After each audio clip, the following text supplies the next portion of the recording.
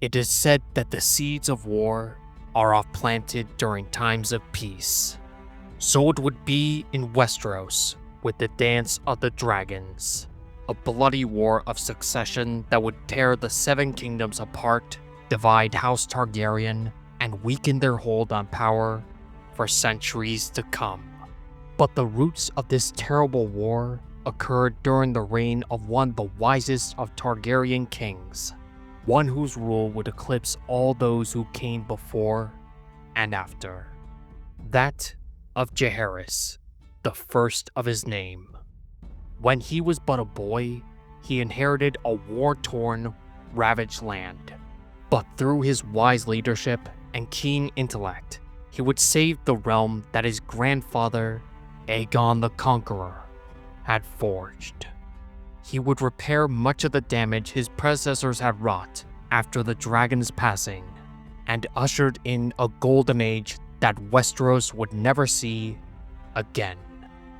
This is the life of Jaehaerys I, the Conciliator. Jaehaerys was the fourth-born child of Prince Aenys Targaryen and his lady wife, Alyssa Velaryon. He was born in 34 AC, during the final year of Aegon the Conqueror's rule. During his infancy, his eldest sister, Rhaena, placed a dragon's egg in his cradle, just as she would do for their younger sister 2 years later. This egg would eventually hatch, and the beast that emerged would be known as Vermithor, the Bronze Fury. In time, he would be the third largest dragon in the world, after Balerion and Vhagar. As a third son, Jaehaerys' childhood remained shrouded in mystery, as he was eclipsed by his two elder brothers, Aegon and Viserys. What is known, however, is the deep bond he shared with his younger sister, Alysanne. Growing up on Dragonstone, the two had always been close and strong in their affection and regard for one another. The bond they shared would be transposed onto their own dragons, Vermithor and Silverwing, a bond that would endure long after their riders. The deep love between Jaehaerys and Alysanne would endure all throughout their lives, and though they would quarrel and separate, they would always find their way back to each other. It would become the subject for singers and bards for many generations to come. In the year 37 AC, Aegon the Conqueror died on Dragonstone. With his death, Aenys Targaryen ascended to the Iron Throne as king. Thus began the chain of events that would bring calamity after calamity on both the royal house and the realm. The rise of the false kings, Maegor's scandalous second marriage, and the Faith Militant Uprising. In 42 AC, Aenys Targaryen joined his father in eternal slumber. Thus began the reign of terror of Maegor the Cruel. For the next 6 years, Jaehaerys, along with his younger sister and mother, were made wards of his great aunt, the fearsome Queen Visenya. In all that time, he would lose 2 of his brothers to their uncle's cruelty, while his sister Rhaena was forced into marriage to the same monster. But when Visenya died in 44 AC, they fled their imprisonment on Dragonstone with the dragons Vermithor and Silverwing, while making off with the Valyrian steel blade, Dark Sister.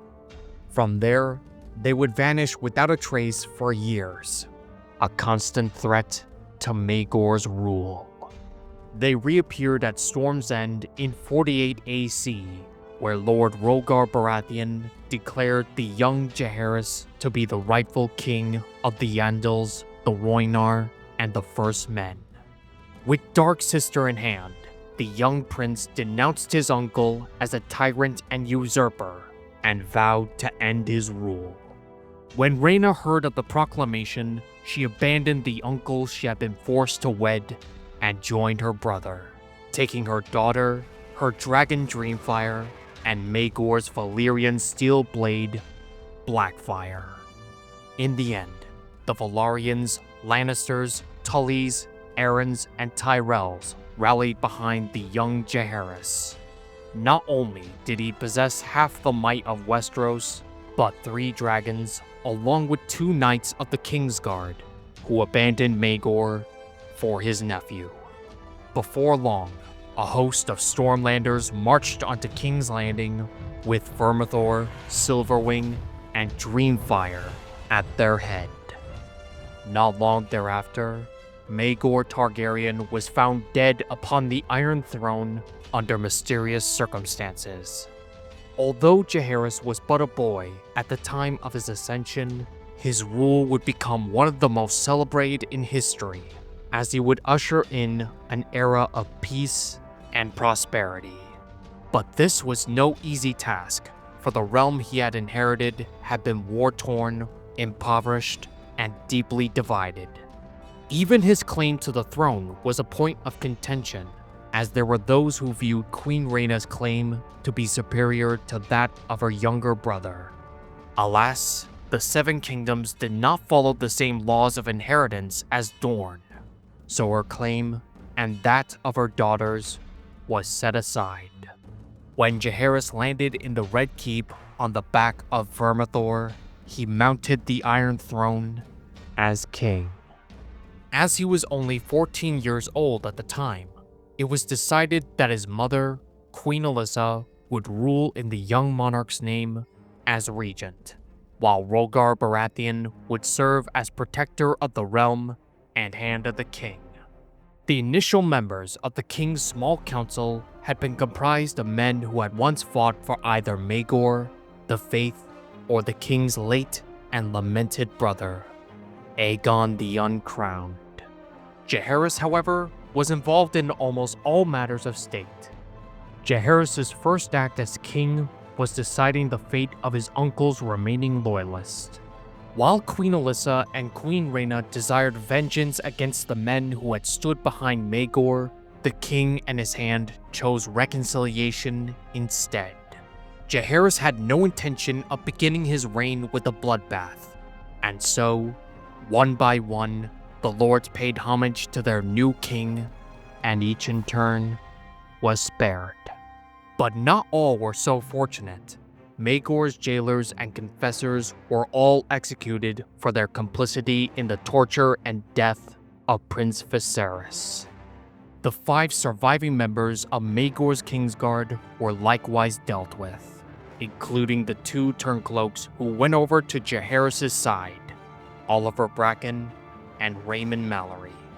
Their betrayal was not rewarded, however, for the young king viewed it as a violation of their sacred oath by abandoning the king they swore to protect. He stripped them of their white cloaks and replaced them with black. They, along with the rest of the Kingsguard, were sent to the Wall to join the Night's Watch, all save Harold Langward, who demanded a trial by combat. Although Jaehaerys was eager to face the old knight, his mother overruled him, and so the crown's champion became Giles Morgan, a nephew to Daemon the Devout. The young knight slew the elderly Harold, and as a reward for his service, he was named Lord Commander of Jaehaerys' Kingsguard.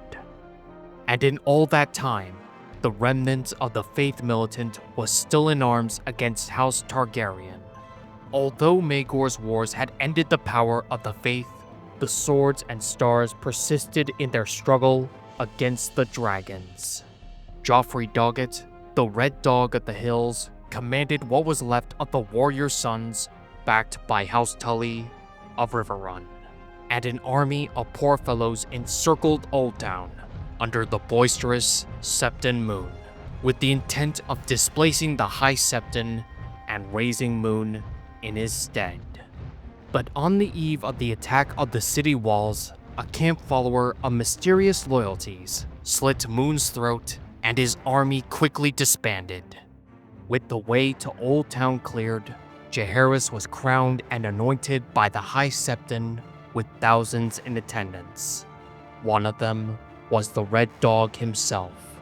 Joffrey Doggett urged the king to reinstate the swords and stars, but Jaehaerys refused, stating that the faith no longer needed swords, but the protection of the Iron Throne. And yet, to the complete shock of all, he offered the outlaw knight a place by his side as a knight of the Kingsguard.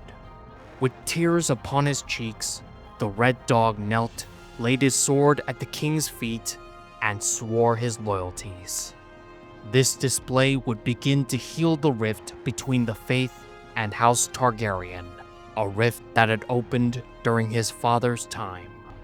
Thousands of poor fellows received the same clemency, but only on the condition that they venture to the wall and join the Night's Watch. Though this act had ended the faith's resistance to Targaryen rule, it would have dire consequences for the North in the years to come. The first year of Jaehaerys' reign in 49 AC was marked as a time of peace, plenty, and marriage. In fact, it would be fondly remembered as the Year of the Three Brides. First of these is when Rhaena Targaryen wed Andro Farman on Fair Isle. Though Alyssa and Rhaegar were furious at the tidings, Jaehaerys and Alysanne rejoiced, sending gifts and well wishes to Fair Isle. The second wedding was that of Lord Rhaegar and Queen Alyssa. This led to much speculation, for Rhaegar was 10 years the Queen's junior. Some believe that the marriage was no more than a political move on Rhaegar's part, for he was known to be overly ambitious. Nonetheless, the two were wed in a lavish ceremony known to history as the Golden Wedding. The ceremony was conducted in the half-completed Dragon Pit, and culminated when the king and Princess Alysanne descended from above upon their dragons. Revelry and feasting ensued, followed by a great tournament known to history as the War for the White Cloaks, where the remaining ranks of the Kingsguard were filled by some of the finest knights Westeros had ever known. Not long after the festivities were over, did a third marriage occur, one that would have greater importance.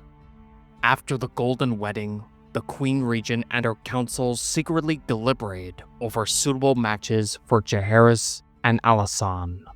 Their ultimate aim was to ensure that the king did not marry his sister. Although the faith had been pacified, the Queen Regent feared of any potential resistance they might foment should her son and daughter marry. When word reached them, Jaehaerys and Alysanne were so wroth that they fled King's Landing in the middle of the night upon their dragons, while the Kingsguard trailed behind them. They made their way to Dragonstone, and in an act of defiance and love, they secretly married, with the elderly Septon Oswyck performing the ceremony.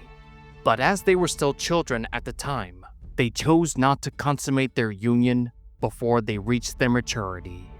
The Queen Regent and the King's Hand were so against the marriage that they arrived at Dragonstone with an armed escort and attempted to separate the two lovers.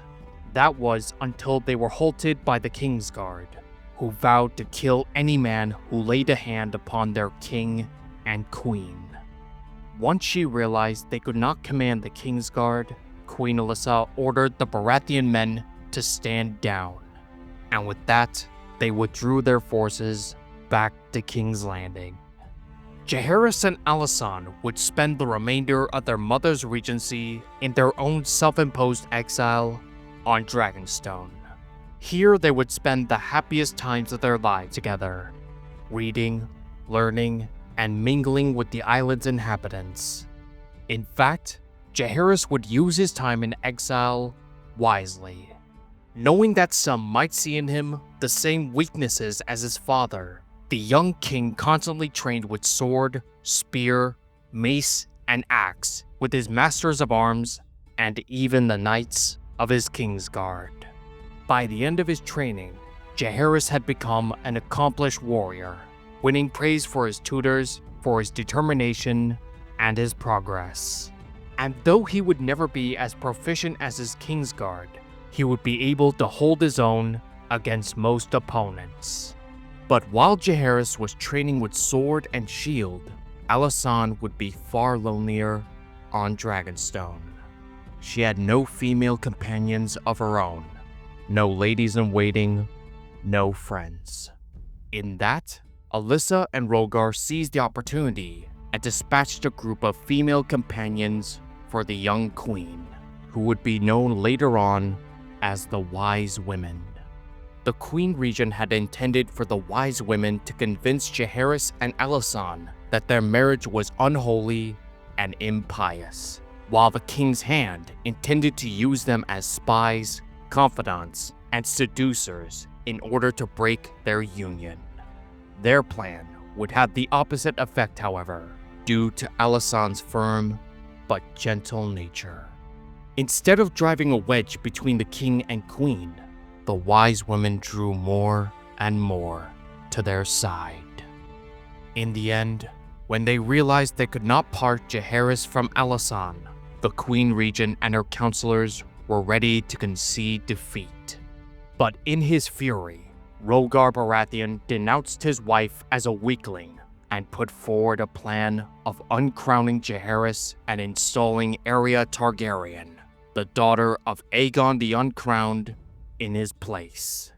He claimed that her mother, Queen Rhaena, would support her daughter, and Rhaena had a dragon. That would be Lord Rhaegar's undoing, for the council had long memories and recalled the terrible sight of a war between dragons, and had no desire to relive that again. With that, the Queen Regent dismissed her husband as Hand of the King, and installed her brother, Lord Daemon Velaryon, in his place. Furious and unwilling to admit defeat, Rhaegar attempted to abduct Aeria on his way back to Storm's End. When that failed, he tried again, this time with her twin sister, Rhaella, who was at Old Town training to be a septa. But Lord Donald Hightower imprisoned the Baratheon men sent to abduct her, including Rhaegar's younger brother, Oren.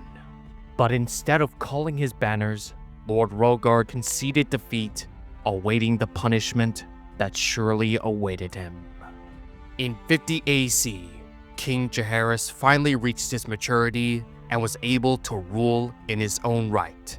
As soon as he assumed the rule, he made sweeping changes, including selecting his own small council. While he retained his uncle, Daemon Velaryon, as Hand of the King, and Lord Carl Corbray as commander of the City Watch, he dismissed the other members of the council and put in their place his own men. But the most radical choice he made was installing Rhaego Draz, a Pentoshi merchant and money changer, as Master of Coin.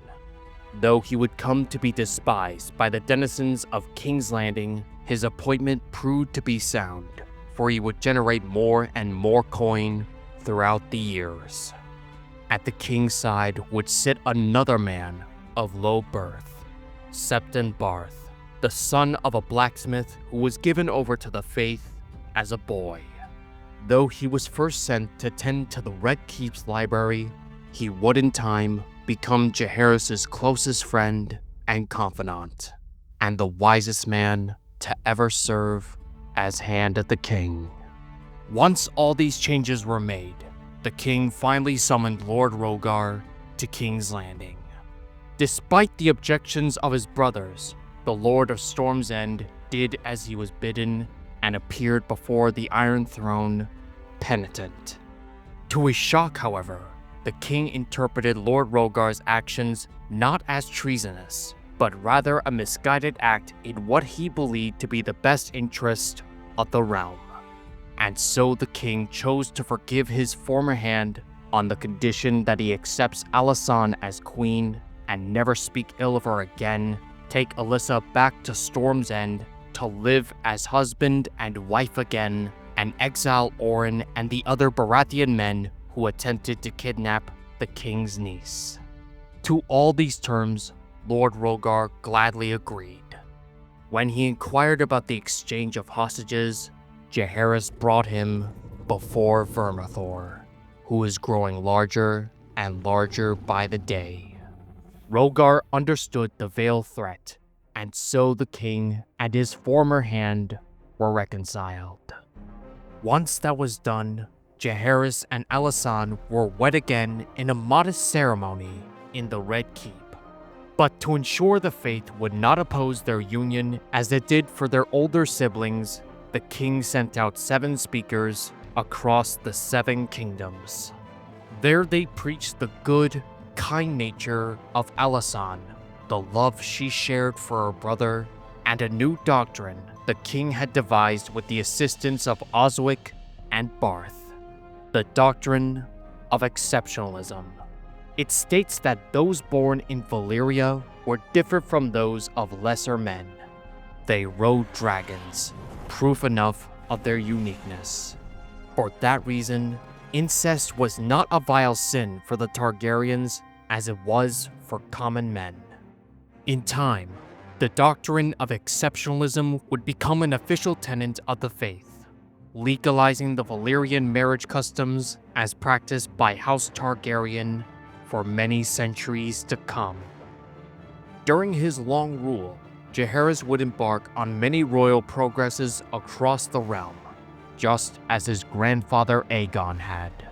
But instead of traveling with 1,000 knights and servants, only a tenth of that would accompany the king and queen, so as they would not become a burden to the lords they would visit.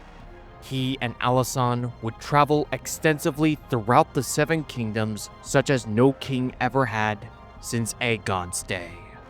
From Old Town to the Wall, they would not only visit the great lords of the realm, but also the simplest villages and towns. And everywhere they went, the people would behold their rulers, riding in splendor upon Vermithor and Silverwing. In all that time, Queen Alysanne would listen to the local women, hearing their grievances and concerns in gatherings known as Women's Court. For this, she would be lauded in the eyes of both the highborn and the low as Good Queen Alysanne. Their first progress was a modest one in 52 AC, when Alysanne was pregnant with their first child, a boy who would later be named Aegon. But when they visited Maidenpool and the famed Jonquil's Pool, the queen was attacked by 3 zealous septas. Though the attackers were subdued and summarily executed, Alysanne went into premature labor, and the child died 3 days later.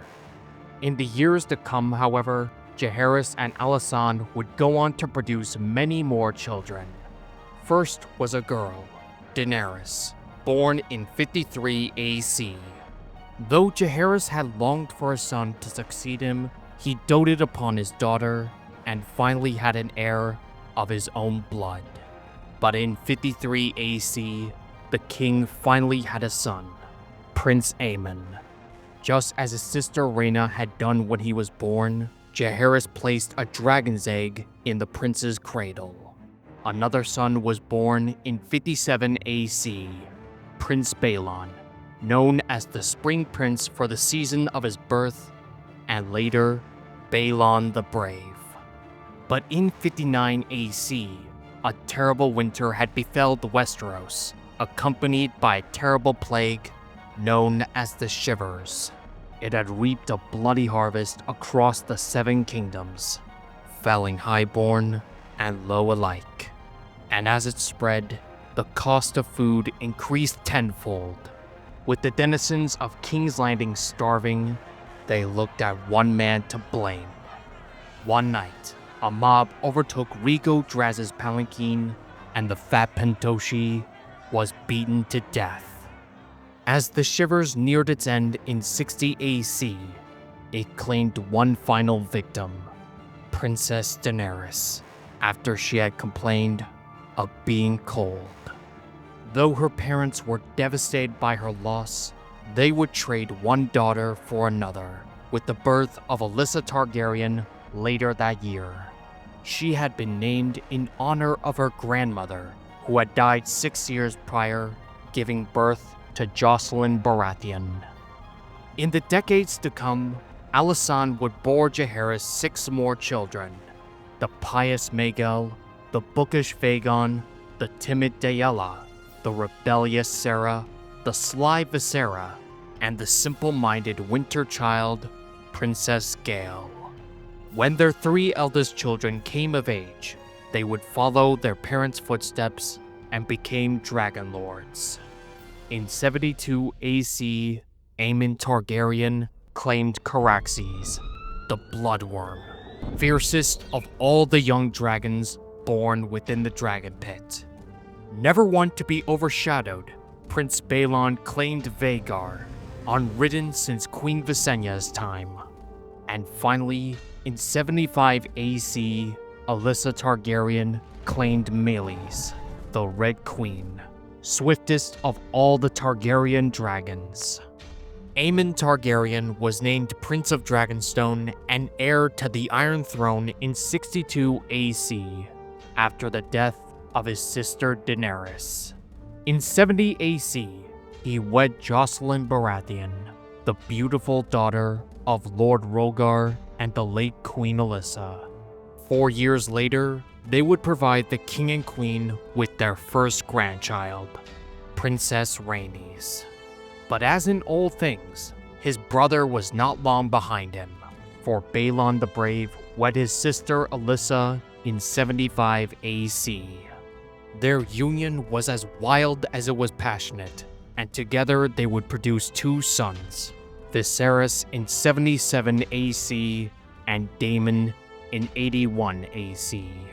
But when Alyssa gave birth to yet another son in 84 AC, she died 6 months later, as would her newborn son, Aegon, half a year later. Maegel would join the faith in 73 AC, eventually becoming a septa, tending to the High Septon in Old Town. In his long reign, Jaehaerys I became the great lawmaker of the Targaryen dynasty. Though Aegon the Dragon had maintained the individual laws and customs of the 7 realms to appease his subjects, it resulted in mass confusion regarding precedents and protocol. Offended by such disorder, the king and his council set about codifying and reforming the laws of Westeros into a more coherent and organized system. This would take decades to accomplish, but in the end, the 7 Kingdoms would have a more organized and coherent set of laws than they ever known before.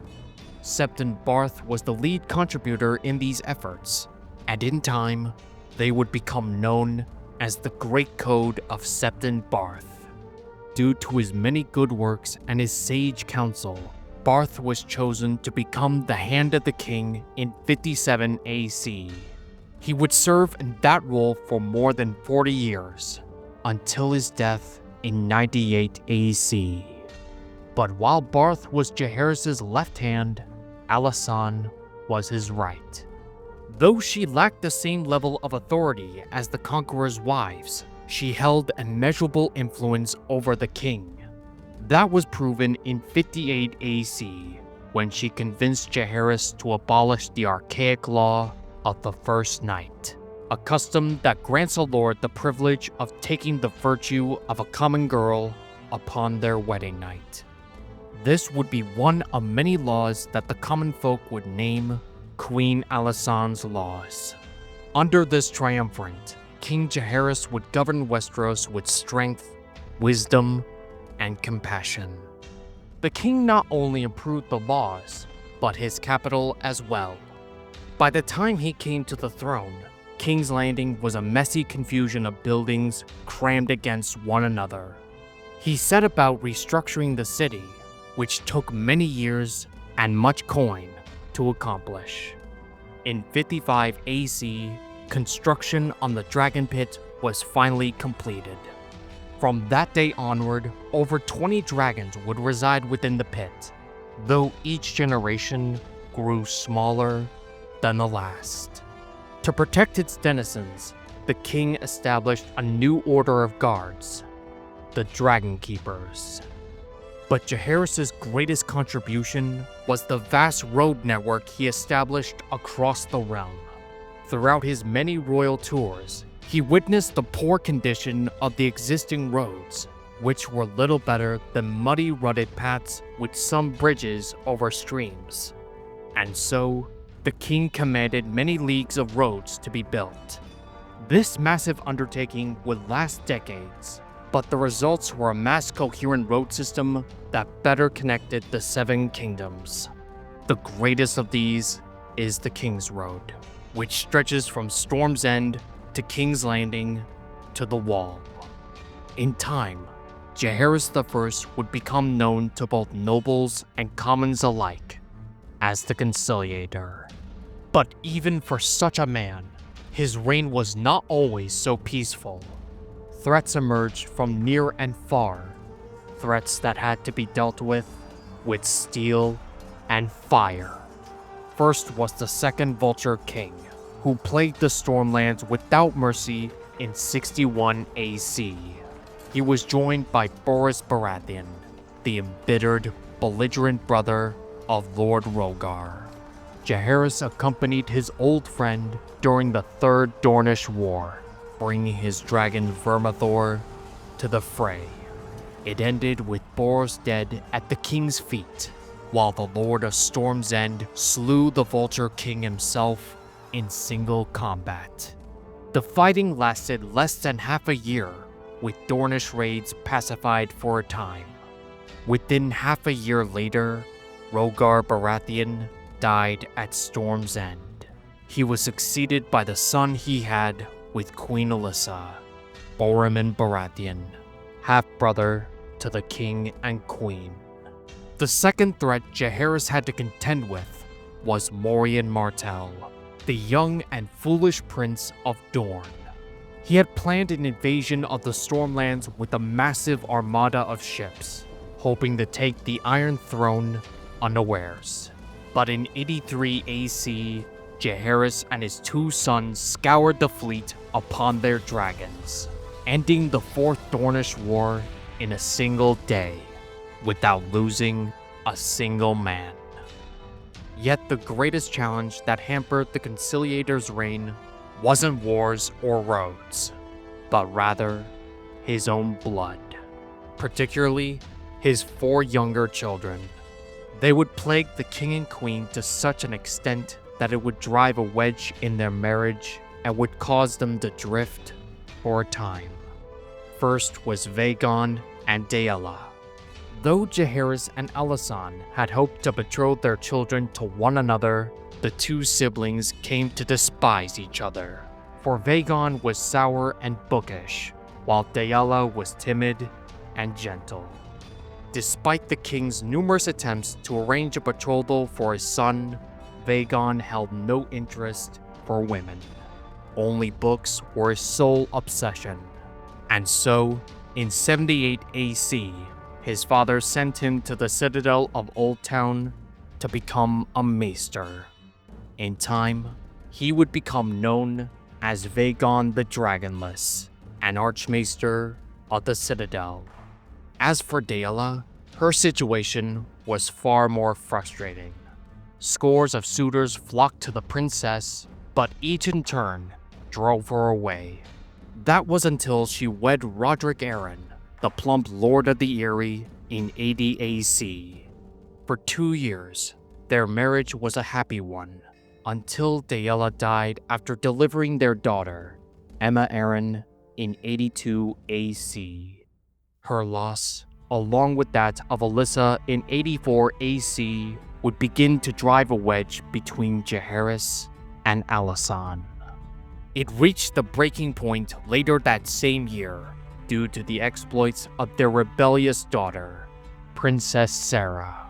A scandal arose wherein the princess surrendered her virtue to her 3 male companions, Jonah Mooden, the heir to Maidenpool, Red Roy Connington, the young lord of Griffin's Roost, and Braxton Stinger Beesbury.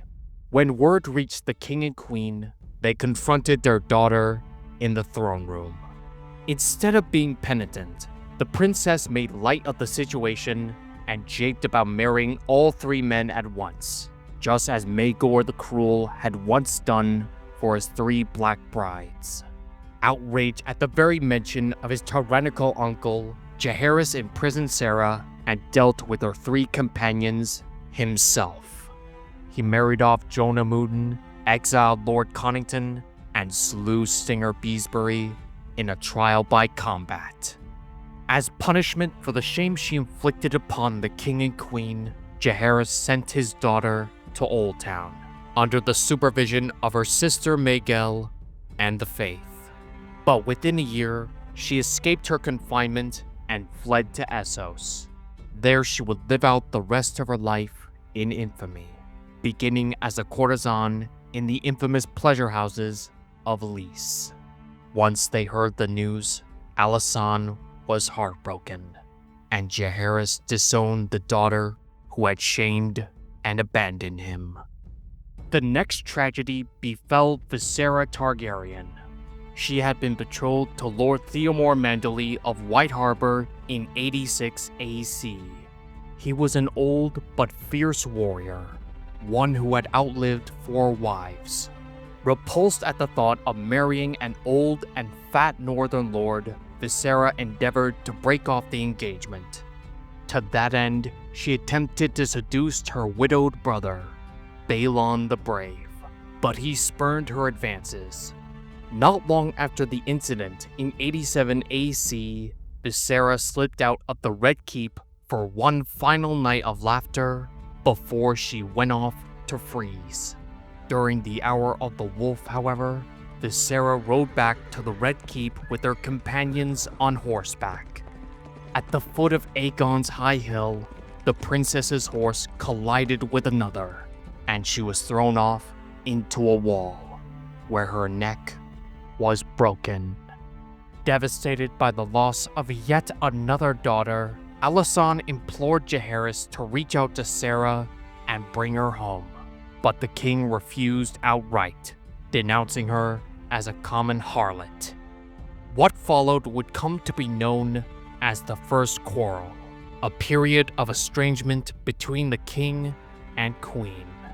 Alysanne withdrew herself from court and flew to Dragonstone upon Silverwing, while Jaehaerys embarked on numerous progresses across the realm. Their estrangement would last 2 years, until in 89 AC, their daughter, Septa Maegel, mended their rift. In 90 AC, their granddaughter, Princess Rhaenys, wed Corlys Velaryon, the Lord of the Tides and the King's Master of Ships. This would be one of the last good moments that the King and Queen would have. The later reign of Jaehaerys, who by then came to be known as the Old King rather than the Conciliator, was marked by further devastating losses. In 92 AC, a fleet of Myrish pirates invaded the Isle of Tarth. Prince Aemon, the heir to the Iron Throne, led the Targaryen forces in driving the invaders into the sea. However, while devising a strategy within his encampment, a crossbow bolt struck him in the neck, ending the life of the Pale Prince. Prince Balon took a bloody vengeance upon the pirates astride Vhagar, slaying thousands upon thousands in his wake. When he returned to King's Landing, the people hailed him as a hero, and by public acclaim, Jaehaerys named his son the Prince of Dragonstone, thereby bypassing Aemon's daughter, Rhaenys, along with the child she was carrying. That child would be born in 92 AC, and it turned out to be a girl, Laena. But matters became even more complicated in 94 AC, when Rhaenys delivered a son named Laenor. However, Balon the Brave was beloved to both commons and high lords alike. That being said, there were some dissenters. Princess Rhaenys and her husband, Lord Corlys, who left his position on the small council in protest, her mother Jocelyn, and her uncle Boromir Baratheon. But the most outspoken was good Queen Alysanne herself. Thus began the second quarrel, which lasted over 2 years. As it was with the first quarrel, the second ended when Septa Maekelle reconciled her parents. For the rest of their lives, they would live as happily as they had when they were young, yet neither of them reached an accord on the succession. The last years of Queen Alysanne's life were sad and lonely ones. Following the death of Prince Aemon and the subsequent estrangement that followed, she grew frail and weak. Worst of all, she would lose more of her children. Maegelle perished in 96 AC after contracting grayscale, and Princess Gale, known as the Winter Child, drowned herself in 99 AC after being seduced and abandoned by a traveling singer, and gave birth to a stillborn son. Good Queen Alysanne died on Dragonstone in the 100th year after the conquest, a full century of Targaryen rule. Her ashes were interred in the place where she had been born, and where she had spent the happiest times of her life with Jaehaerys. Tragically, Balon the Brave would not long survive her. After the death of Septon Barth in 98 AC, Balon succeeded him as Hand of the King. Though less scholarly than Barth, Balon proved himself to be a capable administrator and a leader of men, a worthy heir to the Iron Throne. But during a hunt in 101 AC, the Spring Prince collapsed and died a few days later of a burst belly. With tragedy claiming the lives of both his sons, the old king's succession was once again in doubt. In this confusion, Corlys Velaryon assembled a fleet of ships to defend the rights of his son, while Daemon Targaryen rallied an army in the name of his elder brother, Viserys. A struggle for power seemed inevitable. And so, in the year 101 AC, the old king called for a great council to choose his heir. Over 1,000 lords made the journey to Harrenhal, the largest castle in the realm. Over 14 claims were heard, but in truth, only 2 were truly considered. Laenor Velaryon, the son of Rhaenys Targaryen and the old king's great-grandson through his firstborn son, and Prince Viserys Targaryen, the king's grandson through his second-born. Each had their merits, for primogeniture favored Laenor, while proximity favored Viserys, who was also the last Targaryen prince to claim Balerion before the dragon's death in 94 AC. But for many, what mattered most was that the male line take precedent over the female line, not to mention that Viserys was a man grown, while Laenor was just a boy. But his parents were such powerful figures that his claim could not be easily set aside. Nevertheless, the tide was against them. Though the Archmaesters never revealed the numbers, it was believed that the Great Council voted 20-1 in favor of Viserys Targaryen becoming the new Prince of Dragonstone. Thus, the Great Council of 101 AC established a clear precedence in matters of succession. The Iron Throne could never pass to a woman, nor through the woman her male descendants. The final years of Jaehaerys' reign were ones of gentle dotage. To replace Balon, the old king anointed Otto Hightower, younger brother to the Lord of Old Town, as Hand of the King. Sir Otto brought his entire family to court, including his precocious daughter, Alicent. She became the king's companion in his old age. She read to him, fed him, and cared for him in his final years. It was said that he sometime mistook her for one of his daughters.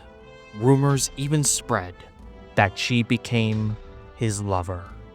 In the year 103 AC, King Jaehaerys, the first of his name, King of the Andals, the Rhoynar, and the First Men, known as the Conciliator and the Old King, died peacefully in his bed while Lady Alicent read to him.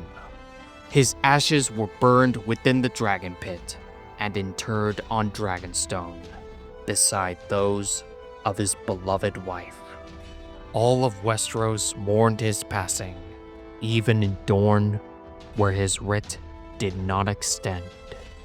Jaehaerys the Conciliator had reigned over the Seven Kingdoms for more than half a century, coming to the Iron Throne when he was 14 and died when he was 69 years of age. He took a war-torn, ravaged land and transformed it into a thriving, prosperous, and united realm. He reconciled the faith to the Iron Throne, brought peace to the land, and gave it laws and roads that knit the realm together. While Aegon the Dragon and his sisters conquered the Seven Kingdoms, it was Jaehaerys the Conciliator who truly made them one. In truth, he was the true heir to the Conqueror's legacy, not his weakling father, nor his tyrannical uncle. He bound the land together and made of Seven Kingdoms one. But though his succession was secured in his grandson Viserys, it had sown the seeds of the devastation that was to come. For the only thing that could tear down the House of the Dragon was itself.